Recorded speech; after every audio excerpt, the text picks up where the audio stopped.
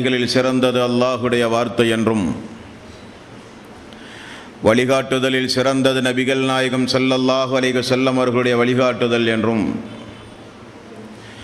காரியங்களில் மிக மிக கெட்டது மார்க்கங்களில் பித்அத்துகளை உண்டாக்குவது, ஒவ்வொரு பித்அத்தான காரியங்களும் வழிகேடுகள் அனைத்தும் உங்களை நரகில் கொண்டு போய் சேர்க்கும் என்று நபிகள் நாயகம் ஸல்லல்லாஹு அலைஹி வஸல்லம் அவர்கள் தங்களுடைய ஒவ்வொரு சொற்பொழிவின் துவக்கத்திலும் இந்த மனித சமுதாயத்திற்கு நினைவுறுத்தியதை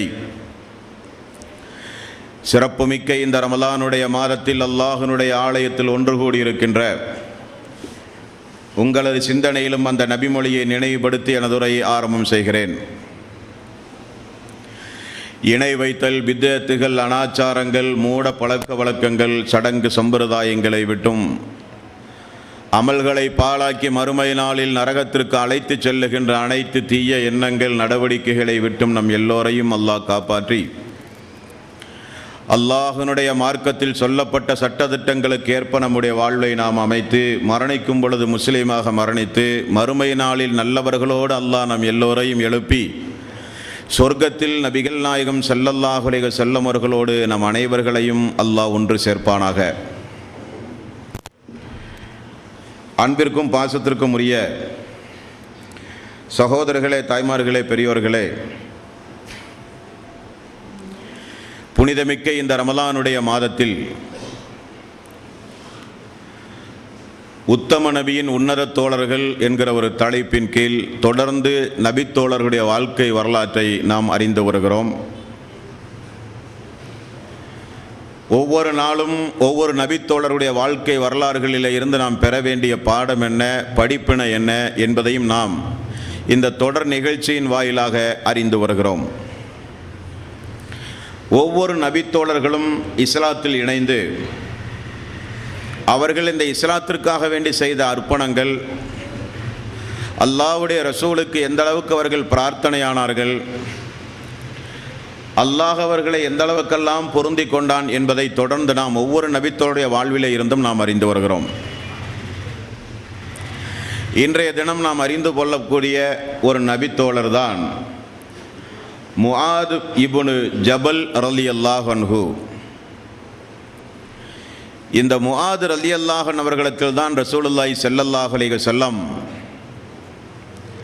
தான் மரணிக்கப் போகிறேன் என்கிற முன்னறிவிப்பை இந்த நபித்தோழரிடத்தில் தான் ரசூலுல்லாஹி ஸல்லல்லாஹு அலைஹி வஸல்லம் அவர்கள் செய்தார்கள். அந்த அளவுக்கு ஒரு நெருக்கமான தோழர் முஆத் பின் ஜபல் ரலியல்லாஹு அன்ஹு.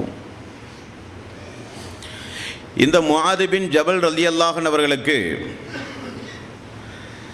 அபு அப்துர் ரஹ்மான் என்கிற ஒரு குறிப்பு பெயர் உண்டு. இவருடைய தந்தை அம்ர் இப்னு அவுஸ் ரலியல்லாஹு அன்ஹு அவரும் இஸ்லாத்தை தழுவிய ஒரு தோழர். இந்த முஆத் இப்னு ஜபல் ரலியல்லாஹு அன்ஹு மதீனத்துவாத்தி அன்சாரி தோழர். நபிகள் நாயகம் ஸல்லல்லாஹு அலைஹி வஸல்லம் அவர்கள் மதீனாவுக்கு முஸ்அப் ரலியல்லாஹு அன்ஹு அவர்களையும் அப்துல்லா இப்னு உம்மி மக்தூம் என்ற கண் தெரியாத அந்த நபித்தோழரையும் தான் இஸ்லாமிய பிரச்சாரத்திற்காக வேண்டி அனுப்பினார்கள். அவர்கள்தான் மதீனாவிலே இஸ்லாமிய பிரச்சாரம் செய்து இஸ்லாத்தை வளர்த்தார்கள் என்கிற வரலாறு உங்களுக்கு நினைவிருக்கும்.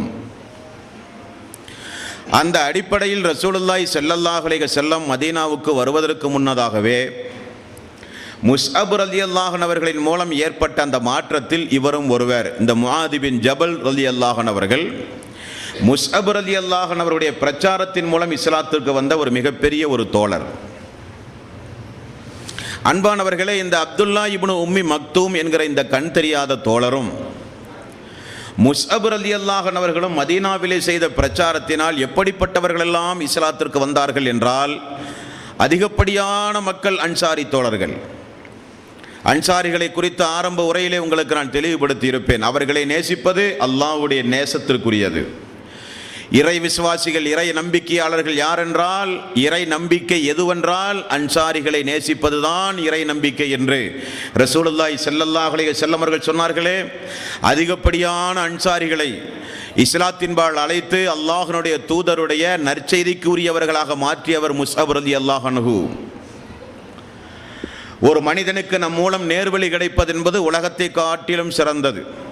அதிலும் அந்த நேர்வழிக்கு உரியவர்கள் சொர்க்கவாசிகள் என்றால் விலை மதிக்க முடியாத பாக்கியம் சொர்க்கத்தில் நமக்கு.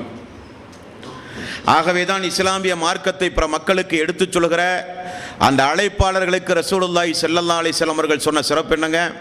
பின்பற்றுகிற நபர்களுக்கு கிடைக்கும் அதே கூலி உங்களுக்கும் கிடைக்கும், அவர்களுக்கு அல்லாஹ் எந்த குறையும் வைக்க மாட்டான் என்றார்கள் ரசூலுல்லாஹி ஸல்லல்லாஹு அலைஹி வஸல்லம்.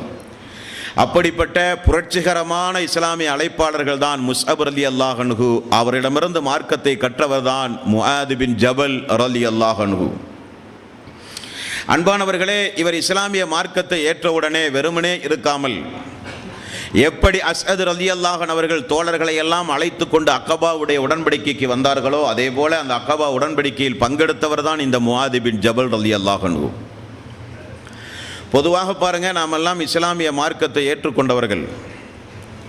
ஏற்றுக்கொண்ட இந்த மார்க்கத்திற்கு ஏதாவது ஒரு கடமையாற்ற வேண்டும் என்கிற ஒரு உணர்வு நமக்கு உண்டுமா என்றால் இல்லை.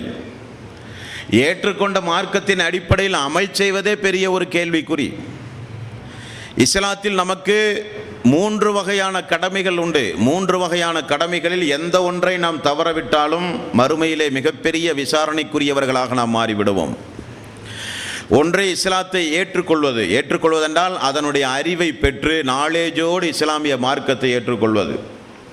இரண்டாவது, ஏற்றுக்கொண்ட மார்க்கத்தின் அடிப்படையில் அமல் செய்வது. மூன்றாவது, ஏற்றுக்கொண்டு அமல் செய்கிற அந்த மார்க்கத்தை பிற மக்களுக்கு எடுத்துச் சொல்வது. இந்த 3 அடிப்படை அம்சமும் ஒரு முஸ்லிம்களுடைய மூமின்களுடைய தலையாய கடமை. ஆனால் நம்முடைய சமுதாயத்துடைய நிலைமை என்னங்க? இஸ்லாத்தை ஏற்றுக்கொண்டார்கள், ஆனால் இஸ்லாமிய அறிவு என்பது கிடையாது. இஸ்லாத்தை ஏற்றுக்கொண்டார்கள், சொந்த வாழ்விலே இபாதத்துகள் கிடையாது. இஸ்லாத்தை ஏற்றுக்கொண்டார்கள், இஸ்லாத்தை ஏற்றுக்கொண்டதே அந்த அறிவோடு ஏற்றுக்கொள்ளாத காரணத்தினால் பிற மக்களுக்கும் அந்த மார்க்கத்தை சொல்ல தயங்கிவிட்டார்கள். அவர்கள் செய்யாமலேயே வாழ்ந்து கொண்டிருக்கிறார்கள் என்றால் மறுமை நாளில் நம்மவர்களுடைய நிலைமை என்ன தோழர்களே? ஆனால் சஹாபாக்கள் அப்படி அல்ல. நாமெல்லாம் அறியாமையில் இருந்த போது நமக்கு அல்லாஹு தஆலா ஒரு நேர்வழியை தந்தானே என்கிற அந்த விலை மதிக்க முடியாத அந்த மார்க்கத்தை எப்படியெல்லாம் அந்த சஹாபாக்கள் தீவிர பிரச்சாரம் செய்து ரசூலுல்லாஹி ஸல்லல்லாஹு அலைஹி வஸல்லம் அவர்கள் வரும்போது மதீனாவுடைய எல்லை வரை வந்து அந்த மக்கள் எப்படியெல்லாம் பாதுகாப்பில் ஈடுபட்டார்கள், வாழ்த்து சொன்னார்கள், வரவேற்றார்கள். ஒரு சமுதாயத்தையே அல்லாஹ்வுடைய ரசூல் 2 தோழர்களின் மூலம் அல்லாஹ்வுடைய நாட்டத்தின் அடிப்படையில் உருவாக்கினார்கள் என்றால் இங்கே வந்திருக்கிற நாம் ஒவ்வொருவரும் ஒரு இஸ்லாமிய பிரச்சாரத்தை இஸ்லாம் அல்லாதவர்களுக்கு, முஸ்லிம்களாக வாழ்ந்து கொண்டிருக்கிற மக்களுக்கெல்லாம் இஸ்லாமிய ஒரு அவேர்னஸ், விழிப்புணர்வை ஏற்படுத்துகிற நாமெல்லாம் புறப்பட்டால் இஸ்லாம் எப்படிப்பட்ட ஒரு மார்க்கம், எப்படிப்பட்ட ஒரு வளரும் இஸ்லாம். இந்த இஸ்லாமிய மார்க்கம் இன்றைக்கு இஸ்லாத்தை முழுக்க முழுக்க தழுவியவர்களின் மூலம் இன்றைக்கு இஸ்லாம் வளர்ந்து கொண்டிருக்கிறது. சூறாவளி காற்றை விட அதிவேகமாக இன்றைக்கு இஸ்லாம் மேலை நாடுகளிலே பரவி கொண்டிருக்கிறது. நாம் இந்த இஸ்லாத்திற்கு ஆற்றிய தொண்டுகள் என்ன? முஆத் ரலியல்லாஹு அன்ஹுடைய வாழ்க்கை வரலாற்றை படித்தாவது இந்த இஸ்லாத்திற்கு நாம் எதையாவது ஒன்றை செய்ய வேண்டும் தோழர்களே. முஆத் ரலியல்லாஹு அன்ஹு அவர்கள் மதீனாவிலே இஸ்லாத்தை ஏற்றவுடனே தன்னுடைய நண்பர்களை மெல்ல மெல்ல இஸ்லாமிய பிரச்சாரம் சொல்லி ஒரு குடும்பத்தையே இஸ்லாத்தின் பால் அழைக்கிறார். அந்த குடும்பம்தான் அம்ர் இப்னு ஜமூஹ் என்று சொல்லுகின்ற பனு சலமா கோத்திரத்துடைய தலைவருடைய குடும்பம், ஒரு ஜமாத்தினுடைய தலைவருடைய குடும்பம். அந்த தலைவருக்கே தெரியாமல் அவருடைய மனைவி, அவருடைய 3 ஆண் மக்கள் இஸ்லாத்தை தழுவி விடுகிறார்கள். தலைவர் யார் தெரியுமா?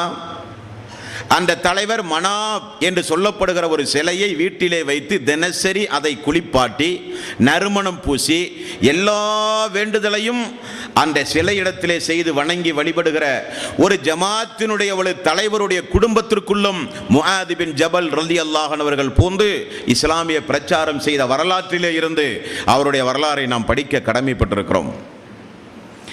முஸ்அப் ரலியல்லாஹு அன்ஹு அவர்கள் எடுத்து ஓதுகிற ஆயத், அவர் செய்கிற இஸ்லாமிய பிரச்சாரம் எப்படிப்பட்ட இணை வைக்கிற மக்களையும் யூதர்களுடைய உள்ளங்களிலும் மிகப்பெரிய ஒரு நடுக்கத்தை, ஒரு வைப்ரேஷனை உண்டாக்கியது. எல்லோருடைய உள்ளம் கொஞ்சம் கலங்கியது. காரணம், அவர் எடுத்து சொல்லுகிற பாணி. அல்லாஹு தஆலா இறக்கிய அந்த வசனத்தினுடைய உயிரோட்டத்தோடு அந்த மக்களுக்கு எடுத்து சொன்ன காரணத்தினால் எல்லோருடைய குடும்பங்களிலும் எப்பொழுதும் எந்த மாற்றமும் ஏற்படலாம் என்கிற ஒரு நிலை இருக்கும் பொழுது அவருக்கே தெரியாமல் அவருடைய மனைவி 3 மக்களும் இஸ்லாத்தை தழுவி அந்த வீட்டிலே இருந்து கொண்டிருக்கிறார்கள். முஆத் பின் ஜபல் ரலியல்லாஹு அன்ஹு அவர்கள், அந்த தோழர்கள், அவருடைய அந்த மக்களுடைய உதவியின் காரணத்தினால் இந்த அம்ர் இப்னு ஜமூஹ் அவர்களுடைய அந்த உருவ வழிபாட்டிலே இருந்து எப்படியாவது அவரை காப்பாற்ற வேண்டும் என்பதற்காக வேண்டி அவர்கள் செய்கிற இஸ்லாமிய போராட்டத்திலே இருந்து முஆத் பின் ஜபல் ரலியல்லாஹு அன்ஹு வரலாறு துவங்குகிறது. எப்பொழுதும் தினசரி வீட்டிலே இருந்து புறப்படும் போது தான் என்ன காரியத்திற்கு புறப்படுகிறோம் என்று அந்த சிலைக்கு முன்னால் சொல்லி அவருக்கு அவரே ஒரு ஒப்புதல் பெற்றதாக நினைத்துக்கொண்டு எந்த நல்ல கட்ட காரியமாக இருந்தாலும் சிலைக்கு முன்னால் பூஜை செய்துவிட்டுத்தான் தன்னுடைய பணியை துவங்குவார். தர்கா வழிபாட்டிலே ஊறிப்போன மக்களுடைய வீடுகளிலே பார்க்கலாம். ஏர்வாடி, அஜ்மீர் போன்ற தர்காக்களுடைய படங்களை பற்ற வைத்து அதிலே ஊதுபத்தி ஏற்று தங்களுடைய நல்ல நாளை கெட்ட நாளை தீர்மானம் செய்கிற மக்கள் முஸ்லிம் சமுதாயத்திலும் உண்டுமா இல்லையா? இதே போல மனாஃப் என்று சொல்லப்படுகிற சிலைக்கு எல்லா வழிபாடுகளையும் செய்து தினசரி வீட்டிலிருந்தே புறப்படுவார். ஒரு நாள் முஆத் பின் ஜபல் என்ன செய்கிறார், அந்த சிலையை எடுத்துக்கொண்டு போய் குப்பை தொட்டியில கொண்டு போய் போட்டு விடுகிறார். மாலை நேரத்தில் வீடு திரும்பி குளித்து புத்தாடை அணிந்து கடவுளை வணங்கலாம் என்று பார்த்தால் சிலையை காணவில்லை வீட்டிலே. அங்குமிங்குமாக போய் தேடி பார்த்தால் வீட்டினுடைய குப்பை தொட்டியிலே கிடக்கிறது. ஆத்திரப்பட்டு ஆவேசப்பட்டு விழுந்து கிடக்கிற அந்த கடவுளை மீண்டும் குளிப்பாட்டி நறுமணம் பூசி மீண்டும் வணங்க ஆரம்பித்தார் இந்த தோழர். எப்படியெல்லாம் சஹாபாக்களை அல்லாஹ் தேர்வு செய்கிறான் பாருங்கள். ஒரு நாள், 2 நாள் இப்படியெல்லாம் கடவுளை திடீரென காணாததை பார்த்து ஒரு நாள் கடவுளுடைய கழுத்திலே ஒரு வாளை தொங்கவிட்டு, உன்னை இந்த நிலைக்கு யார் ஆளாக்குகிறார்களோ அவர்களை நீயே தண்டி என்று சொல்லி கழுத்திலே ஒரு வாளையும் கட்டிவிட்டு ஒரு நாள் புறப்பட்டார். முஆத் பின் ஜபல் ரலியல்லாஹு அன்ஹு அவர்கள் அவருடைய மக்களுடைய ஒத்தாசனையின் பேரில் அந்த வாளையும் அந்த கடவுளையும் இறந்து போன ஒரு நாயினுடைய வயிற்றிலே கட்டி கிணத்துக்குள் கொண்டு போய் போட்டு விட்டார்கள். வந்து பார்க்கிறார், மீண்டும் அந்த கணவனை காணாத ஆத்திரத்தினால் மக்களை எல்லாம் மிரட்டுகிறார். ஆத்திரம் தாங்க முடியவில்லை. எட்டி பார்த்தால் கிணற்றுக்குள் செத்த நாயோடு தன்னுடைய கடவுள் இருப்பதை பார்த்து ஒரு முடிவெடுக்கிறார். உன்னையே காப்பாற்ற நீதான் என்னை காப்பாற்ற போகிறாய்? இறந்து கிடக்கிற நாயோடு படுக்கிற ஒரு அவலநிலை உள்ள நீயா என்னை மேன்மைப்படுத்த போகிறாய் சமுதாயத்தில் என்று சொல்லி அன்றிலிருந்து தன்னுடைய மக்களோடு சேர்ந்து இஸ்லாமிய பிரச்சாரம் செய்தவர் தான் அம்ர் இப்னு ஜமூஹ் ரலியல்லாஹு அன்ஹு. அதற்கு வித்திட்டவர் தான் இந்த முஆத் பின் ஜபல் ரலியல்லாஹு அன்ஹு. இன்றைக்கு கூட மனித சமுதாயத்திலே நீங்கள் பார்க்கலாம், திடீரென கோயிலுக்குள் புகுந்து உருவங்களை திருடிச் செல்கிற திருடர்கள் மனித சமுதாயத்திலே உண்டு. அந்த கடவுள்களை யார் கண்டுபிடித்து கொண்டு வந்து கொடுக்கிறார்கள் என்றால் காவல்துறை அதிகாரிகள். திருட்டு போன சிலைகள் திருடர்களோடு கைப்பற்றப்பட்டது என்று பத்திரிகைகளில் நீங்கள் பார்க்கலாம். தன்னை தானே காப்பாற்ற முடியாத மனிதனால் செய்யப்பட்ட, அதிலும் ஒரு வேடிக்கை என்ன தெரியுமா, உருவங்களை மனிதன் தான் செய்கிறான். ஒரு சிற்பி அந்த உருவத்தை உருவாக்குகிறான். காலால் வைத்து தட்டுகிறான், உளியால் வைத்து தட்டுகிறான். அவன் என்ன உருவத்தை வேண்டுமென்று விரும்புகிறானோ அந்த உருவத்தை செய்கிறவன் ஒரு சிற்பி தான். உருவம் தயாரான பிறகு அது எப்படி கடவுளாகிறது என்று யாருக்காவது தெரியுமா? தெரிந்து கொள்ளுங்கள். விலை கொடுத்து வாங்கி வருகிற உருவம் ஒரு சிற்பி தயாரிக்கிற எந்த ஒரு சாமியானாலும் எந்த ஒரு கடவுளானாலும் அதை கொண்டு வந்து ஒரு பார்ப்பன கும்பல், உயர் ஜாதி கும்பல் அதை கொண்டு வந்து வைத்து அதற்கு நவீன பூஜைகளை எல்லாம் செய்து கடவுள் சக்தியை அதற்கு ஊட்டுவார்கள். வேடிக்கையை பாருங்கள். மனிதன் அந்த உருவத்திற்கு கடவுள் சக்தியை ஊட்டுகிறான் மந்திரங்களை சொல்லி. விடிய விடிய அக்னி ஆராதனை செய்து விடிய விடிய மந்திரங்களை சொல்லி மனிதன் தான் உருவச் சிலைகளுக்கு கடவுள் தன்மையையே கொடுக்கிறான். மனிதனே கடவுளாய் போய் விடலாமே அதற்கு பிறகுதான் அது கோயில்களிலே கொண்டு வந்து வைக்கப்படுகிறது, உருவப்படங்களாக மாற்றப்படுகிறது. அதற்கு பிறகுதான் மக்கள் அதை வழிபட ஆரம்பிக்கிறார்கள். இது உருவ வழிபாட்டினுடைய சிறிய ஒரு பின்னணி. அந்த அடிப்படையில் மனாஃப் என்கிற சிலையை வணங்கி வழிபட்டு வந்தவருடைய உள்ளத்திலே இருந்து அதை அகற்றுவதற்கு படாத பாடுபட்டவர் முஆத் பின் ஜபல் ரலியல்லாஹு அன்ஹு. தோழர்களே, ரசூலுல்லாஹி ஸல்லல்லாஹு அலைஹி வஸல்லம் ஃபஜ்ருடைய தொழுகை தொழுதால் மக்களை எல்லாம் திரும்பி பார்த்து அமர்ந்து அவருடைய அறியாமை காலத்து சம்பவத்தை எல்லாம் கேட்பது இயல்பு. சிரித்ததும் உண்டு, அழுததும் உண்டு, ஆவேசப்பட்டதும் உண்டு. தோழர்கள் எல்லாம் சொல்வார்கள், யார சொல்லலாம், நாங்கள் எப்படியெல்லாம் அறியாமை காலத்தில் எங்களுடைய தெய்வங்களை நாங்கள் வணங்கி வழிபட்டு வந்தோம் தெரியுமா? பாலைவனத்திலே ஒட்டகத்திலே ஏறி பயணம் செய்து கொண்டிருப்போம். கடவுளை வணங்க வேண்டும் என்று வரும்போது தேடி பார்த்தால் பையிலே கடவுள் இருக்காது. போகும்போதே கடவுளை கொண்டு போவோம். கடவுள் இல்லாத நேரத்தில் என்ன செய்வோம் என்றால் ஒட்டகத்துடைய 2 காலையும் அகட்டி வைத்து ஒட்டகத்துடைய பாலைவனத்திலே கறந்து மணலை ஈரமாக்கி ரெடிமேடாக ஒரு உருவத்தை உண்டாக்கி வணங்குவோம் யா ரசூலல்லாஹ். புறப்படும் போது அதை உடைத்து விட்டு செல்லுவோம். ரசூலுல்லாஹி ஸல்லல்லாஹு அலைஹி வஸல்லம் சிரிக்கிறார்கள், சஹாபாக்கள் சிரிக்கிறார்கள். அந்த காலத்து மக்களுடைய வாழ்வு இப்படியெல்லாம் வாழ்ந்து கொண்டிருக்கிற மக்களை எப்படியாவது திருத்த வேண்டும். இன்ன சிறுக்கல் அல்லுல் அலீம், இணை வைத்தல் என்பது மிகப்பெரிய அநியாயம். அந்த அநியாயத்திலிருந்து மக்களை எப்படியாவது காப்பாற்ற வேண்டும் என்பதற்காக வேண்டி இரவு பகலாக ஓடிச்சாடி துடியாய் துடித்தவர் முஆத் பின் ஜபல் ரலியல்லாஹு அன்ஹு. நம்முடைய வீட்டுக்கு முன்னால் நம்முடைய குடும்பங்களிலே நம்முடைய பெற்றோர்கள் எவ்வளவு பேர்கள் அல்லாஹ்வுக்கு இணை வைத்தவர்களாக இருக்கிறார்கள்.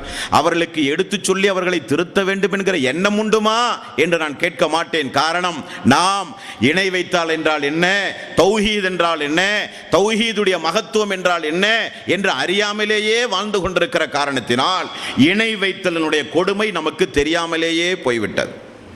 இந்த தோழர் ரசூலுல்லாஹி ஸல்லல்லாஹு அலைஹி வஸல்லம் இடத்திலே 18 வயதில் இஸ்லாமிய மார்க்கத்தை தழுவினார். நம்மவர்களுக்கெல்லாம் எவ்வளவு வயது? இஸ்லாத்தை தழுவியது 40 வயது 50 வயதில் தழுவிய தோழர்கள் எல்லாம் உண்டு. இந்த அம்ர் இப்னு ஜமூஹ் அந்த மனாஃப் சிலையிலிருந்து விடுபடும் போது அவருக்கு வயது 70. அதுவரை போராட்டம் மதீனாவிலே நிகழ்ந்து கொண்டிருக்கிறது. 18 வயதில் இஸ்லாத்தை ஏற்ற முஆத் பின் ஜபல் ரலியல்லாஹு அன்ஹு அவர்கள் இரவு பகலாக இந்த இஸ்லாமிய பிரச்சாரத்தை செய்த காரணத்தினால் அல்லாஹ்வுடைய ரசூலுடைய அன்புக்கும் பாராட்டுக்கும் உரியவராக எப்படியெல்லாம் மாறினார்கள் பாருங்கள். ஒரு நாள் ரசூலுல்லாஹி ஸல்லல்லாஹு அலைஹி வஸல்லம் அவர்கள் சொன்னார்கள், முஆத் அவர்களே, அல்லாஹ்வின் மீது சத்தியமாக நான் சொல்லுகிறேன், உங்களை நான் நேசிக்கிறேன் என்றார்கள். அல்லாஹ்வின் மீது சத்தியமாக உங்களை நான் நேசிக்கிறேன் என்றார்கள். இப்படி அல்லாஹ்வுடைய ரசூல் சொல்லுவதற்கு ஒரு காரணமும் உண்டு. ஒரு இஸ்லாமிய மரபு, இஸ்லாமிய வழிமுறை என்னவென்றால், ஒரு மனிதனை நாம் நேசிப்பதும் ஒரு மனிதனை நாம் வெறுப்பதும் அல்லாஹ்வுக்காக வேண்டி இருக்க வேண்டும். யார் ஒருவர் அல்லாஹ்வுக்காக வேண்டியே ஒரு மனிதனை நேசிக்கிறாரோ அவர் நிழல் இல்லாத அல்லாஹ்வுடைய அரிசுடைய நிழலில் மட்டுமே இருக்கக்கூடிய அந்த நாளில் அந்த அரிசுடைய நிழலுக்கு உரியவராக மாறுவார் என்று ரசூலுல்லாஹி ஸல்லல்லாஹு அலைஹி வஸல்லம் அவர்கள் சொன்ன செய்தி புகாரியில் 660வது நபிமொழியாக நீங்கள் பார்க்கலாம். அப்ப அல்லாஹ்வுக்காக வேண்டி ஒரு மனிதனை நேசிக்க வேண்டும். பேருக்காக வேண்டியோ, புகழுக்காக வேண்டியோ, பொருளாதாரத்திற்காக வேண்டியோ, பதவிக்காக வேண்டியோ, அதிகாரத்திற்காக வேண்டியோ, அவரோடு சேர்ந்தால் நமக்கும் நன்மதிப்பு கூடும் என்பதற்காக வேண்டியெல்லாம் உலக எந்த ஆதாயத்திற்காக வேண்டியும் யாரையும் நாம் நேசித்தல் கூடாது. அந்த நட்பு இஸ்லாமிய மார்க்கம் விரும்பாத நட்பு. அந்த நட்புக்கு எதிர்காலம் இல்லை, தொடர்ச்சி இல்லை. அல்லாஹ்விடத்தில் எந்த விசேஷ அந்தஸ்தும் கிடையாது. நாம் ஒரு மனிதனை நேசிப்பதாக இருந்தால் குலம், கோத்திரம், நிறம், மொழி, பொருளாதாரம் அனைத்தையும் காட்டிலும் அல்லாஹ்வுடைய மார்க்கத்திற்காக, அல்லாஹ்வுக்காக நாம் ஒரு மனிதனை நேசித்து பழக வேண்டும். அப்படி நேசிக்க சொன்னவர் தான் ரசூலுல்லாஹி ஸல்லல்லாஹு அலைஹி வஸல்லம். நேசித்தாலோ, ஒரு நாள் அல்லாஹ்வுடைய ரசூலோடு ஒரு நபித்தோழர் அமர்ந்து கொண்டு பேசிக் கொண்டிருந்தார். அப்போ இன்னொரு நபித்தோழர் அவர்களை கடந்து சென்றார்கள் சலாம் சொல்லிவிட்டு.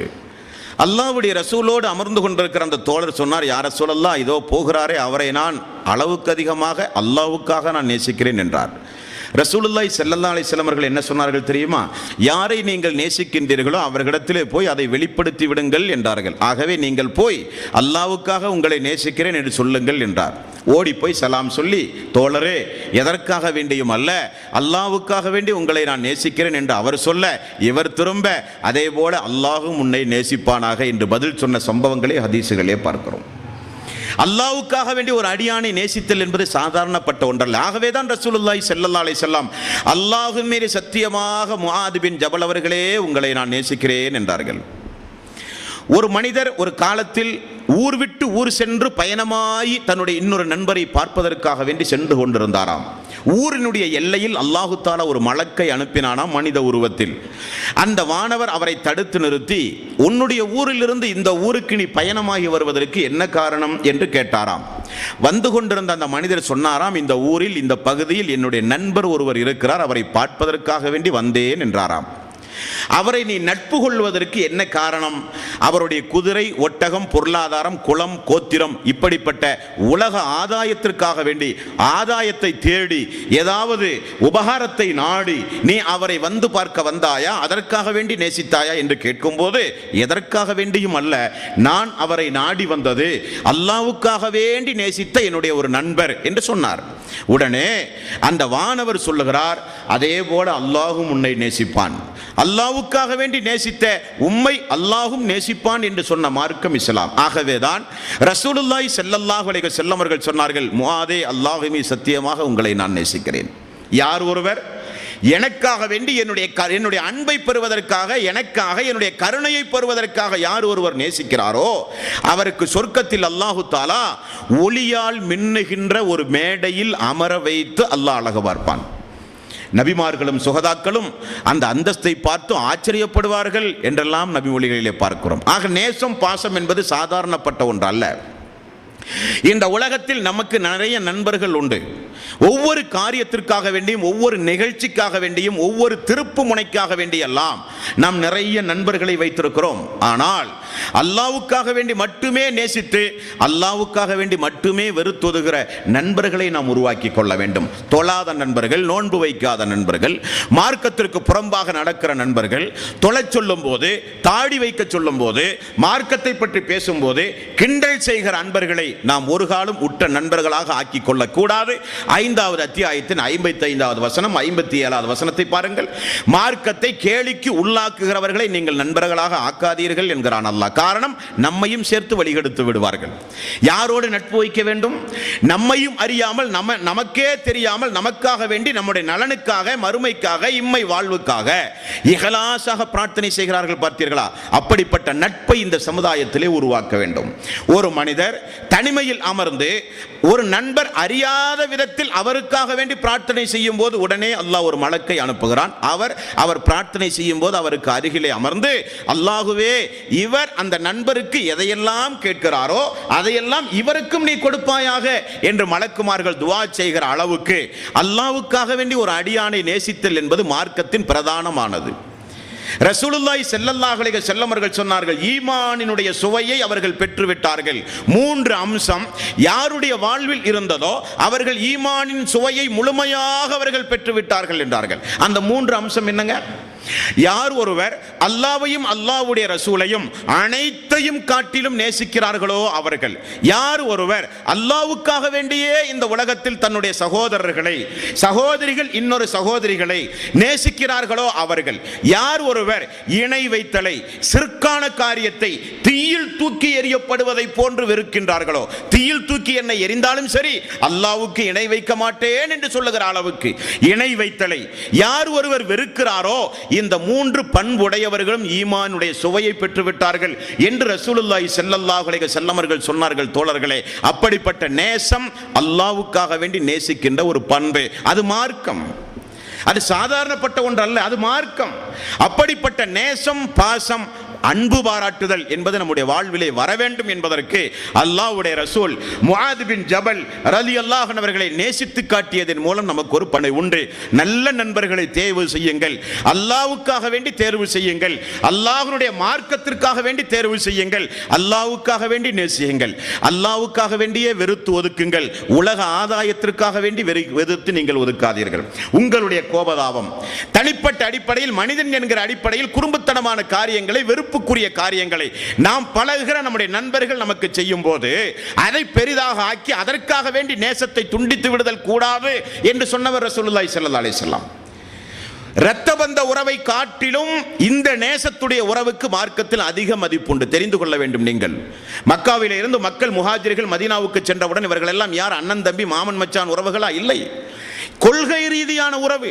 அல்லாஹ்வுக்காக வேண்டியே இந்த மக்கள் நேசித்தார்கள்.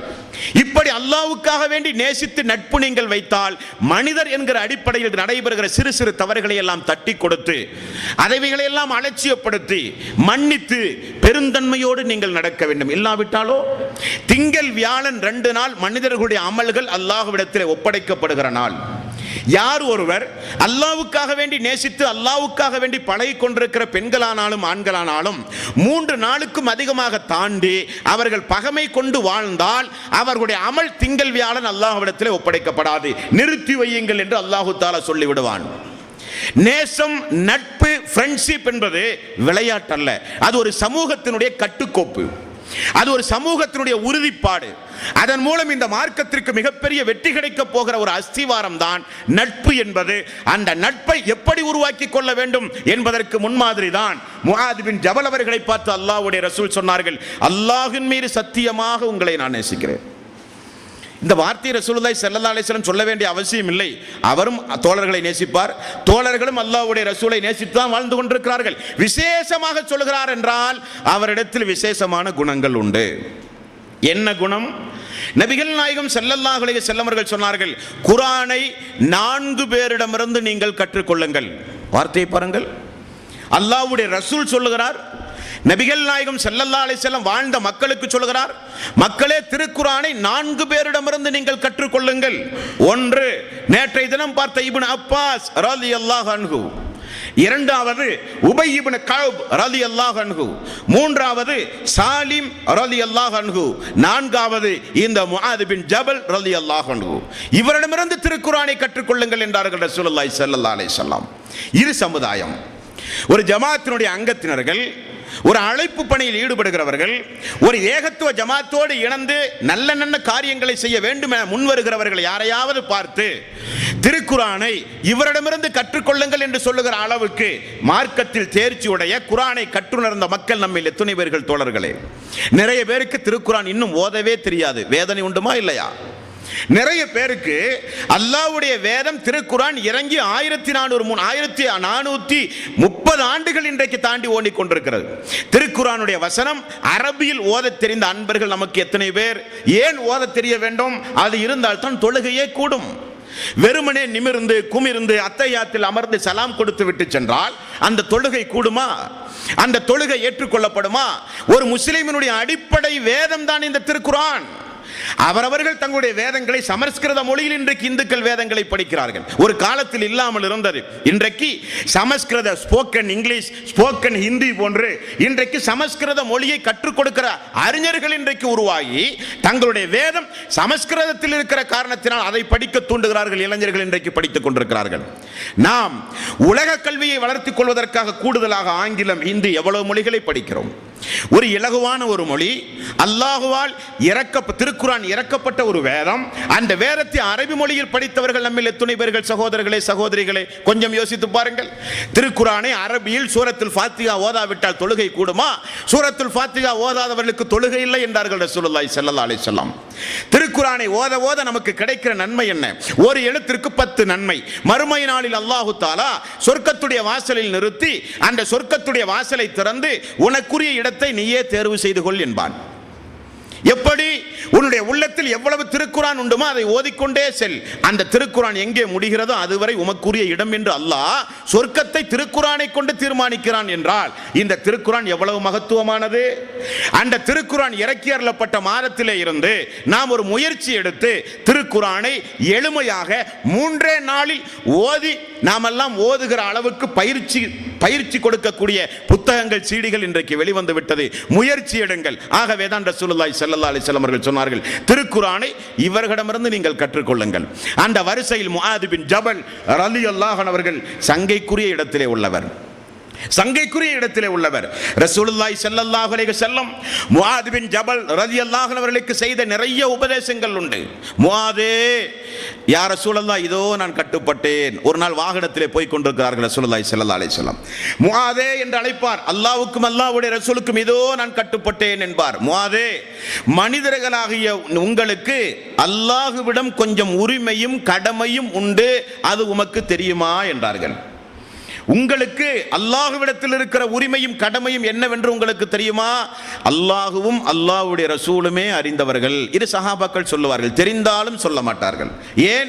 புதிதாக அல்லாஹ் தஆலா வஹி இறக்கி ஏதாவது புதிய சட்டம் அல்லாஹ்வுடைய ரசூலிடமிருந்து கிடைக்காதா என்பதற்காக ரசூலுல்லாஹி ஸல்லல்லாஹு அலைஹி வஸல்லம் காலத்தில் சஹாபாக்கள் இதை வழக்கமாகவே வைத்திருந்தார்கள்.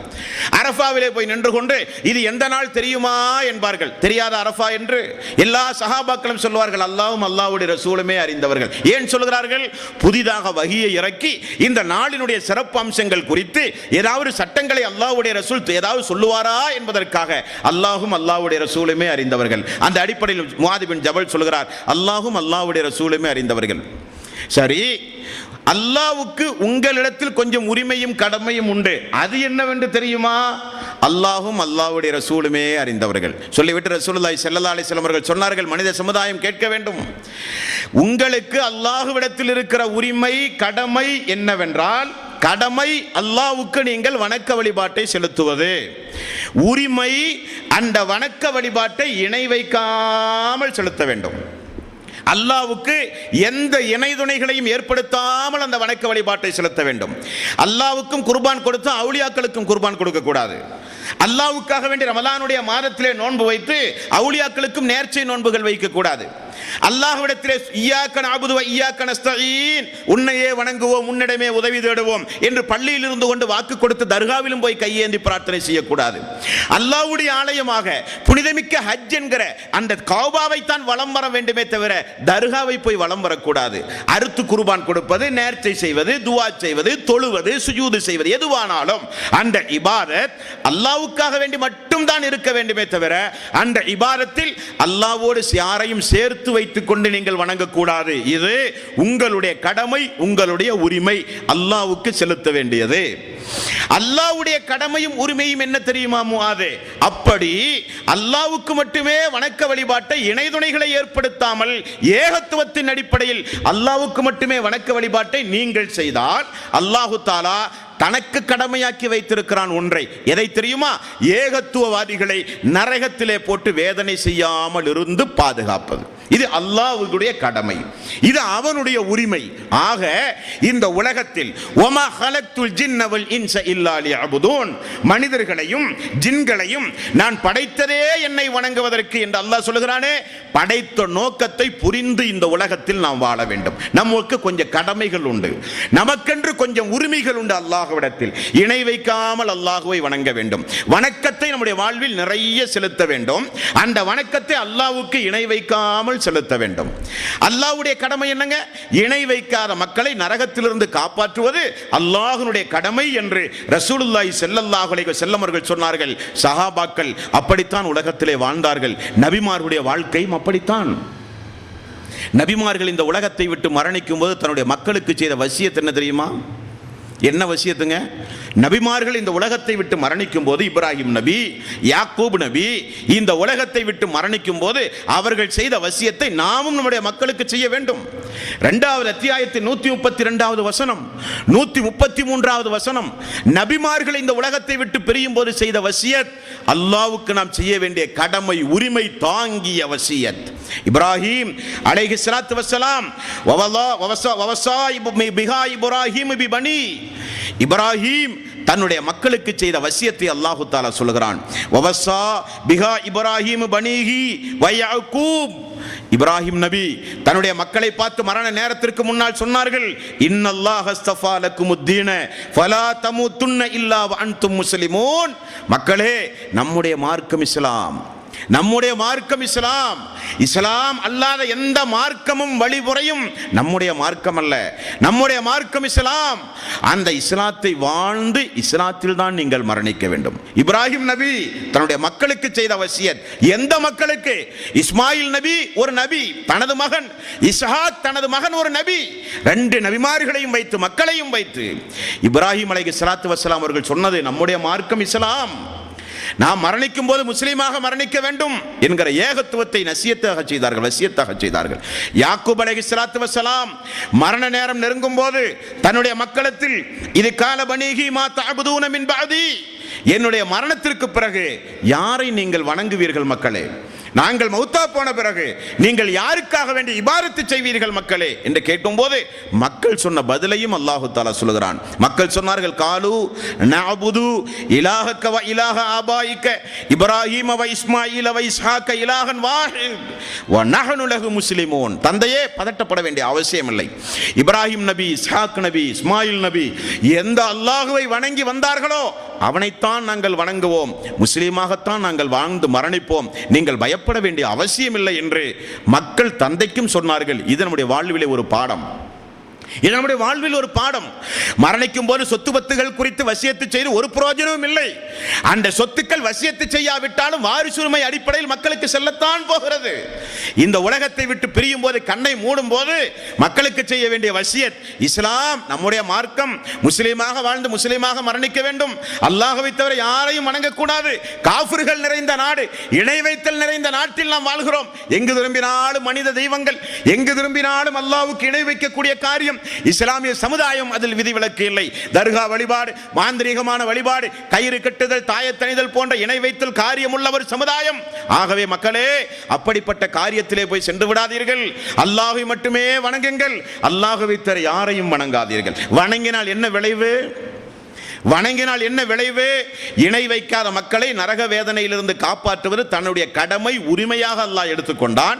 வணங்கினாலோ, அல்லாஹ்வுக்கு இணை துணைகளை ஏற்படுத்தினாலோ, தர்கா வழிபாடு, மாந்திரீகமான வழிபாடு, தாயத்தணிவது, கபர் வழிபாடு போன்ற சிந்தனைகள் உள்ளத்தில் இருந்தாலோ, கோயில்களுக்கு செல்வது, சர்ச்சுகளுக்கு செல்வது எம்மதம் சம்மதம் என்று உலகத்தில் வாழ்ந்தாலோ, அல்லாஹு தஆலா ஒரு ஆயத்திலே சொல்கிறான், 7வது அத்தியாயம் 40வது வசனத்தில் அல்லாஹு தஆலா சொல்கிறான், தோழர்களை தெரிந்து கொள்ளுங்கள், அல்லாஹ் மறுமை நாளில் அல்லாஹ்வுக்கு இணை வைக்கிற மக்கள் சொர்க்கமே செல்ல முடியாது என்பதை ரொம்ப ரொம்ப அறிவுள்ள மக்களுக்கு மிக மிக ஆழமாக, இலகுவாக அல்லாஹு தஆலா சொல்லுகிற ஒரு உதாரணம் உண்டு. அன்பர்களை கேளுங்கள்.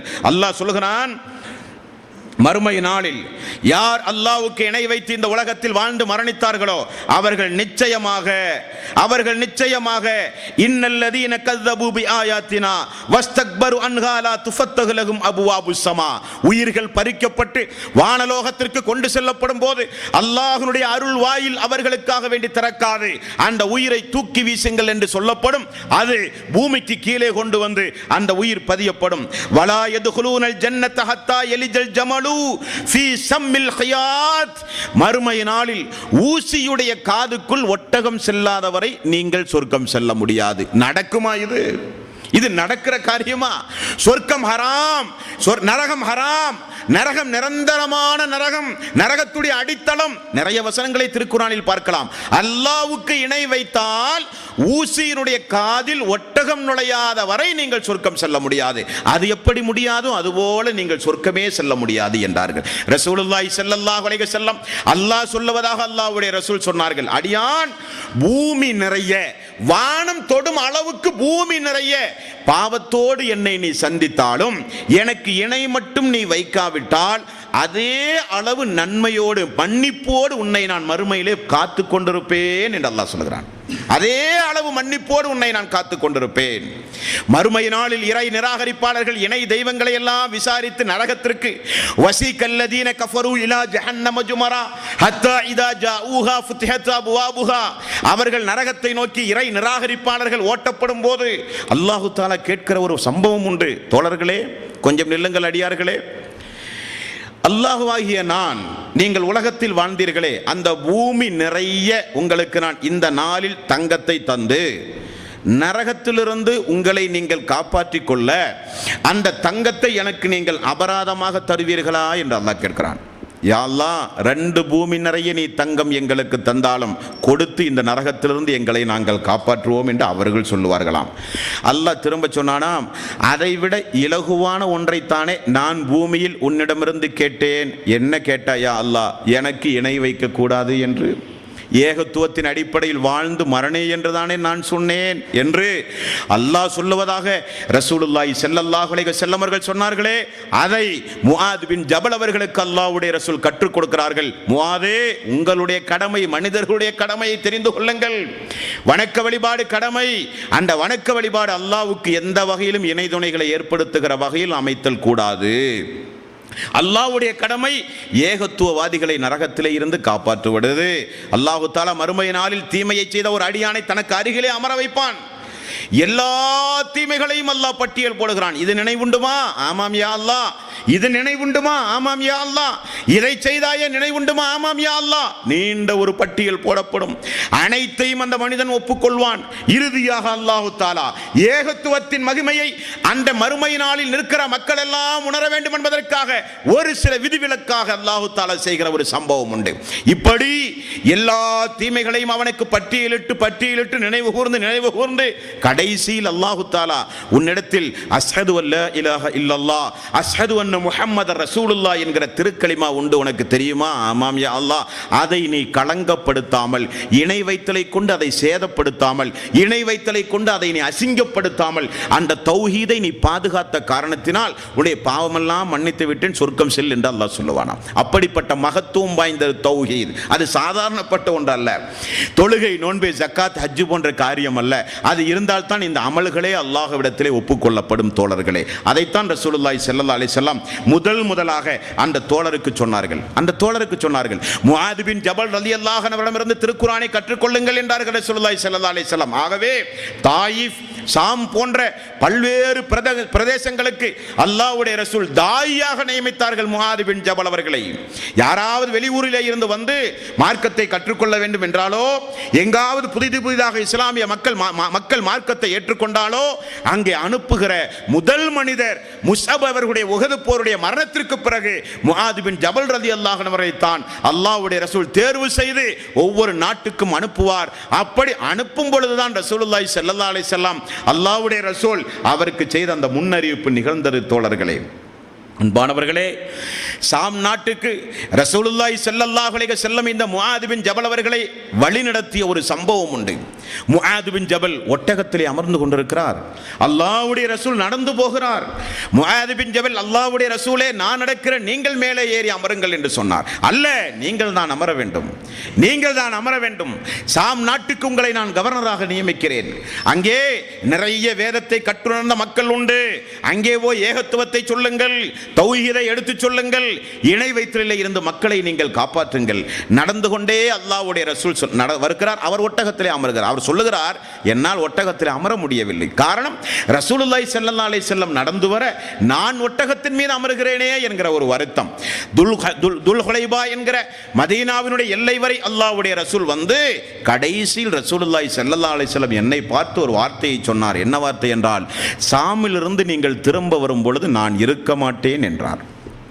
நீங்கள் சாமிலிருந்து திரும்ப வரும் பொழுது என்னுடைய மன்னரையைத்தான் பார்க்க வேண்டும், எனது குடும்பத்தார்களைத்தான் பார்க்க வேண்டும், நான் கட்டிய பள்ளியைத்தான் பார்க்க வேண்டும் என்று சொல்லி அல்லாஹ்வுடைய ரசூல் திரும்பி கூட பார்க்காமல் சென்றார்கள்.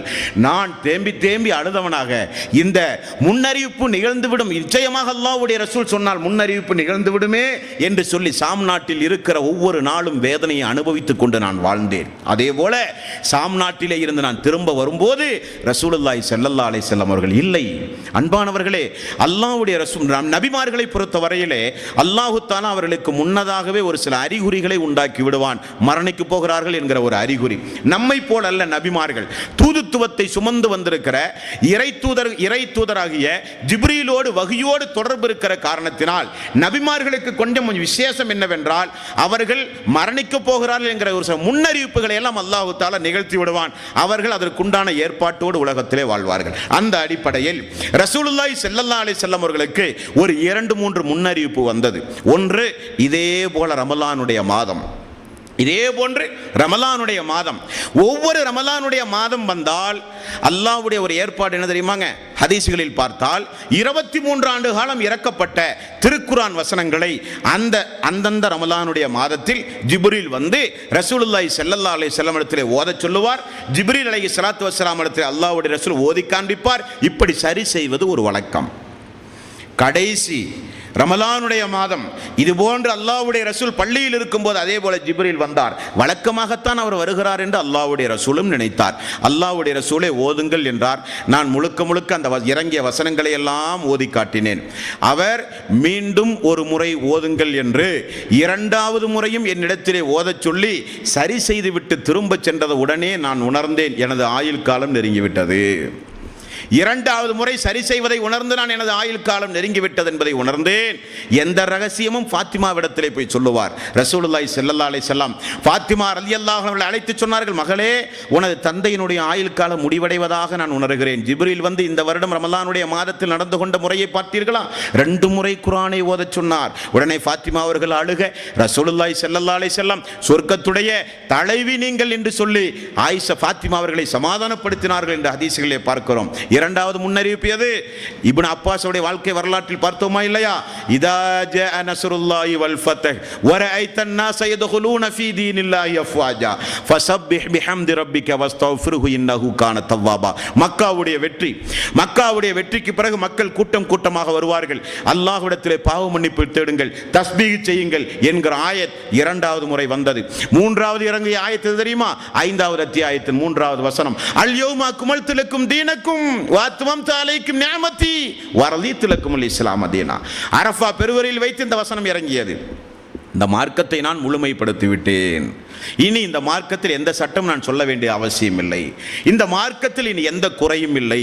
இந்த மார்க்கம் முழுமையாக்கப்பட்டு விட்டது என்கிற ஆயத் இறங்கிய உடனே அல்லாஹு தஆலா இந்த தூதரின் மூலம் இந்த மார்க்கத்தை முழுமையாக்கி விட்டானே என்று எல்லோரும் ஆரத் தழுவி முசாபஹா செய்து எல்லோரும் சந்தோஷத்தோடு இருக்கும்போது உமர் அவர்கள் மட்டும் அழுது கொண்டிருந்தார்கள். எல்லா தோழர்களும் சந்தோஷமாக இறக்கப்பட்ட ஆயத்திற்கு அழ வேண்டிய அவசியம் என்ன என்று கேட்கும்போது உமர் அவர்கள் சொன்ன பதில் என்ன? அல்லாஹு தஆலா என்ன சொன்னான் தோழர்களே? அல் யௌமா அக்மல்து லக்கும் தீனக்கும் வ அத்மம்து அலைக்கும் நிஅமதி வ ரதீது லக்குமுல் இஸ்லாம தீனா. இந்த மார்க்கத்தை அல்லாஹ் முழுமையாக்கி விட்டான் என்று சொல்லுகிறானே, இனி தூதருக்கு வஹி வராது, அல்லாஹ்வுடைய ரசூலுக்கு வஹி நிற்க போகிறது. அல்லாஹ்வுடைய ரசூலுக்கு வஹி வந்தால் அல்லவா தினசரி நம்மை அழைத்து அல்லாஹ் இதை சொல்கிறான், அல்லாஹ் இதை நேசிக்கிறான், அல்லாஹ் அவரிடத்தில் இதை சொல்ல சொன்னான், அல்லாஹு தஆலா இவரை சொர்க்கவாசி என்றான் என்று ரசூலுல்லாஹி ஸல்லல்லாஹு அலைஹி வஸல்லம் சொல்லுவதெல்லாம் நிப்பாட்டி அல்லாஹு தஆலா நிறுத்தி விட்டானே, இனி ஜிப்ரீல் வரமாட்டாரே என நினைத்து ரசூல் உமர் அவர்கள் அழுதார்கள். 3 சம்பவம். ஒன்று, ரமலானுடைய மாதத்தில் குர்ஆன் திரும்ப திரும்ப ஓதச் சொன்ன சம்பவம். இரண்டாவது, இதா ஜா நஸ்ருல்லாஹ் என்கிற அத்தியாயம். மூன்றாவது, மார்க்கத்தை முழுமையாக்கி விட்டேன் என்கிற வசனம். இது எல்லாம் இறக்கிய உடனே ரசூலுல்லாஹி ஸல்லல்லாஹு அலைஹி வஸல்லம் மிகுந்த எச்சரிக்கையோடு இருந்தார். மெல்ல மெல்ல தோழர்களுக்கு உணர்த்தவும் ஆரம்பித்தார். எப்படி? திடீரென அந்த மரணம் சம்பவித்தால் தோழர்கள் ஏதாவது தாங்க முடியாத சம்பவத்திற்கு ஆளாகி விடுவார்களோ என்பதற்காக வேண்டி ஜும்மா மேடைகளில் சூசகமாக சொல்ல ஆரம்பித்தார்கள் ரசூலுல்லாஹி ஸல்லல்லாஹு அலைஹி வஸல்லம். எல்லா தோழர்களும் இருக்கும்போது ஜும்மாவுடைய நாளில் அல்லாஹ்வுடைய ரசூல் எழுந்து நின்று ஒரு உரை நிகழ்த்தினார். அல்லாஹு தஆலா அடியானிடத்தில் 2 கேட்டான். இந்த உலகத்து செல்வங்கள், வளங்கள், செல்வச் செழிப்புகள், ஆட்சி, அதிகாரம் அது வேண்டுமா? அல்லாஹ்விடத்தில் உள்ளது அந்த வெகுமதிகள் வேண்டுமா என்று அடியானிடத்திலே அல்லாஹ் கேட்டான். அடியானோ அல்லாஹ்விடம் இருக்கிற அந்த வெகுமதியை தேர்வு செய்து கொண்டார் என்றார்கள். உடனே அபூபக்கர் சித்திக் ரலியல்லாஹு அன்ஹு அவர்கள் எழுந்து அல்லாஹ்வுடைய ரசூல் என்ன சொல்கிறார் என்பதை புரிந்து அவர் சப்தம் போட்டு அழுதாராம் மதீனாவில். யா ரசூலல்லாஹ், எனது தாய், மனைவி, மக்கள், பொருளாதாரம் எல்லாம் தருகிறேன், எங்களை விட்டு போய்விடாதீர்கள் என்று அழுதார்கள். மூத்த சஹாபாக்கள், அபூபக்கர் சித்திக் அவர்களுக்கு கீழே இருக்கிற இளைய தலைமுறையினர்கள், இந்த மூத்தவருக்கு என்னானது, ஏன் இதை சொல்லி அழுகிறார், அல்லாஹ்வுடைய ரசூல் அப்படி என்ன சொன்னார் என்ற உடனே ரசூலுல்லாஹி ஸல்லல்லாஹு அலைஹி வஸல்லம் கூட்டத்தை கட்டுப்படுத்த, அமைதிப்படுத்த, இந்த அபூபக்கர் யாரு தெரியுமா?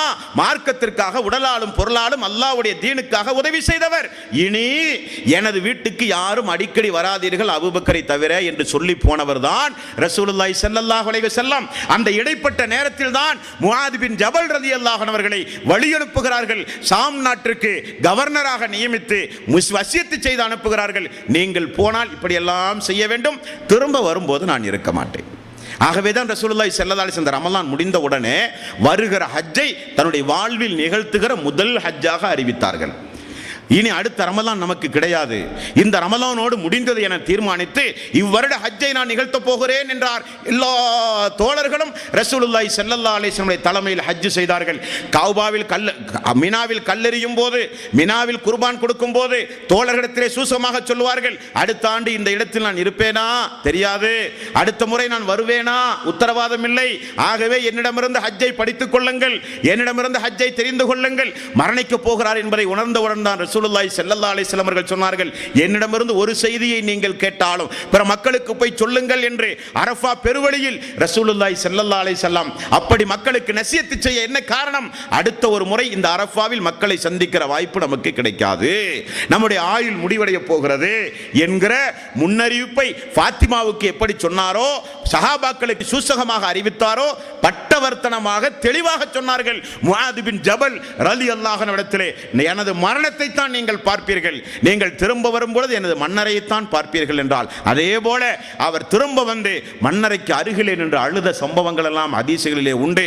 அல்லாஹு தஆலா தூதருடைய வாக்கை உண்மைப்படுத்தி விட்டானே, முன்னறிவிப்பு நிகழ்ந்து விட்டதே என்று சொல்லி அழுத தோழர் அந்த தோழர். உமர் அவருடைய ஆட்சி காலத்தில் பல்வேறு இடங்களுக்கும் தாயிகளாக அனுப்பப்பட்டு மிகப்பெரிய இஸ்லாமிய சாம்ராஜ்யத்தை உருவாக்குவதற்கு தூணாக திகழ்ந்தவர் முஆத் பின் ஜபல் ரலியல்லாஹு அன்ஹு. மரண நேரத்தில் அவர் செய்த துவா, அல்லாஹ்வுடைய ரசூல் செய்த அதே துவாவை செய்கிறார் மரண நேரத்தில். ரசூலுல்லாஹி ஸல்லல்லாஹு அலைஹி வஸல்லம் மரண நேரத்தில் எப்படிப்பட்ட துவாவை செய்தார்? இன்னலில் மௌத்தி சக்கராத், இன்னலில் மௌத்தி சக்கராத், இன்னலில் மௌத்தி சக்கராத். சக்கராத்துடைய வேதனை கடுமையானது, சக்கராத்துடைய வேதனை கடுமையானது, சக்கராத்துடைய வேதனை கடுமையானது. அல்லாஹுவே நல்லவர்களோடு எழுப்பு, அல்லாஹுவே நல்லவர்களோடு எழுப்பு. வமை யுத்தில்லாஹ வர் ரசூல் உலாயிக மஅல்லதீன அன்அமல்லாஹு அலைஹிம் மினன் நபிய்யீன வஸ்ஸித்தீகீன வஸ்ஸுஹதாஇ வஸ்ஸாலிஹீன். அல்லாஹுவே உன்னுடைய அருளை பெற்ற உன்னுடைய அன்புக்கு உரிய நல்லவர்களோடு என்னை மறுமை நாளிலே ஒன்று சேர்ப்பாயாக என்று பிரார்த்தனை செய்து எப்படி அல்லாஹ்வுடைய ரசூலுடைய உயிர் மதீனாவில் வைத்து பிரிந்ததோ, அதே போல இந்த பாலஸ்தீன் உமர் அவர்களுடைய ஆட்சி காலத்தில் நியமிக்கப்பட்ட பகுதியில் வைத்து இந்த முஆத் பின் ஜபல் அவர்கள் மரண நேரத்தில், அல்லாஹுவே உலகத்தில் நான் எதையும் விரும்பவில்லை, உனக்கு தெரியாதது ஒன்றும் அல்ல, உலகத்தில் நான் நிச்சயம் உனக்காக வேண்டியே என்னை அர்ப்பணித்து நான் வாழ்ந்தவன், என்னுடைய உள்ளம் முழுக்க நீதான் உண்டு. ரசூலுல்லாஹி ஸல்லல்லாஹு அலைஹி வஸல்லம் அவர்கள் சொன்னார்கள், மரண நேரத்தில் ஒரு மனிதனுக்கு எப்படி குளிர் நீரின் மீது ஆசை இருக்குமோ அதை விட அளவுக்கு அதிகமாக அல்லாஹுவை நீங்கள் ஆசை வையுங்கள் என்றார்களே, அதே போல முஆத் பின் ஜபல் ரலியல்லாஹு அன்ஹு, அல்லாஹுவே நான் எதையும் உலகத்திலே விரும்பாதவன், நான் எதையும் உலகத்தில் விரும்பாதவன், உன்னிடத்தில் இருக்கிற சொர்க்கத்தை தவிர, உன்னிடத்தில் இருக்கிற சொர்க்கத்தை தவிர சொர்க்கத்து பேரின்பங்களின் மீது அளவுக்கு அதிகமான ஆசை வைத்து உலகத்தில் நான் வாழ்ந்தவன் என்று சொன்னது மட்டுமல்ல, மறுமை நாளில் நல்லவர்களோடு எழுப்பியா அல்லாஹ், மறுமை நாளில் உன்னதமானவர்களோடு என்னை ஒன்று சேர்ப்பாயாக யா அல்லாஹ், மறுமை நாளில் அல்லாஹ்வுடைய ரசூலோடு சொர்க்கத்தில் ஒன்றாக இருக்கிற வாய்ப்பை தாயா அல்லாஹ் என்று பிரார்த்தனை செய்து மரணித்த மாபெரும் ஒரு தோழர் தான் முஆத் பின் ஜபல் ரலியல்லாஹு அன்ஹு. தன்னுடைய 80வது வயதில் மரணித்தார் என்ற ஹதீஸுகளை பார்க்கிறோம் தோழர்களே. இவருடைய வாழ்விலிருந்து நமக்கு கிடைத்த பாடம் என்னங்க? திருக்குரானை கற்ற ஒரு மாமேதை, போகிற இடமெல்லாம் இஸ்லாமிய பிரச்சாரம் செய்கிற ஒரு மாமேதை, ஒரு மிகப்பெரிய உருவ வழிபாட்டில் இருந்த ஒரு குடும்பத்தையே திருத்தி எடுத்து அவர் பெரிய ஒரு வரலாற்றுக்கு சொந்தக்காரர்களாக பிறகு மாறி அவர் மூலம் நிறைய மனிதர்கள் இஸ்லாமிய மார்க்கத்தை ஏற்றுக்கொள்கிற அளவுக்கு மிகப்பெரிய இஸ்லாமிய பிரச்சாரகர், அல்லாஹ்வுடைய ரசூலுடைய அன்புக்கு உரியவர், திருக்குரானில் தேர்ச்சி பெற்றவர். ரசூலுல்லாஹி ஸல்லல்லாஹு அலைஹி வஸல்லம் நிறைய வசியத்து செய்திருக்கிறார் முஆத் பின் ஜபல் ரலியல்லாஹு அன்ஹு அவர்களுக்கு.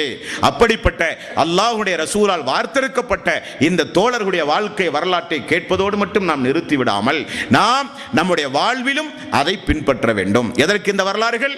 உலகத்தில் வாழ்ந்து சாதிக்காமல் மரணிக்க கூடாது. இஸ்லாத்திற்காக இந்த உலகத்தில் நாம் சாதிக்கிறோம், நம்முடைய பொருளாதாரத்திற்காக, குடும்பத்திற்காக, குடும்ப மேம்பாட்டுக்காக, சமுதாயத்தில் நம்மை உயர்த்தி காட்ட இந்த உலகத்தில் நிறைய நாம் சம்பாதிக்கிறோம், பாடுபடுகிறோம், முஸ்லிம்களில் ஈடுபடுகிறோம்.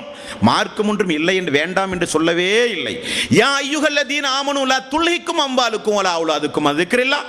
ஈமான் கொண்டவர்களே, உங்களுடைய பிள்ளைகள், உங்களுடைய பொருளாதாரம், உங்களுடைய குடும்பம் அல்லாஹ்வினுடைய மார்க்கம் என்று வரும்போது அதற்கு தடையாக மட்டும் இருக்கக்கூடாது என்று அல்லாஹ் சொல்லுகிறான். சம்பாதியுங்கள், வளமோடு வாழுங்கள், அல்லாஹ்வுடைய நியமத்தை, ஆரோக்கியம் இருக்கிற வரை நீங்கள் பயன்படுத்துங்கள். ஆனால் மார்க்கத்தையும் மறந்து விடாதீர்கள், அதையும் கொஞ்சம் நினைவு கூறுங்கள். அதற்கு நிறைய கடமைகளும் உரிமைகளும் நமக்கு உண்டு. காரணம், நிறைய சஹாபாக்களுடைய இரத்த கரை படிந்த மார்க்கம் இந்த இஸ்லாம். நிறைய தியாகங்கள் செய்தார்கள். நாமெல்லாம் இலகுவாக இந்த மார்க்கத்தை ஏற்றுக்கொள்ள வேண்டும் என்பதற்காக அவர்களை நினைவு கூற வேண்டுமானால் மார்க்க பணியில் நம்மை நாம் ஈடுபடுத்திக் கொள்ள வேண்டும். இணை வைத்தலை ஒழிக்க வேண்டும். ஏகத்துவத்தை நிலைநாட்ட நாம் பாடுபட வேண்டும். அப்படிப்பட்டவர்களாக அல்லாஹு தஆலா நம் அனைவர்களையும் ஆக்கி அருள் புரிவானாக.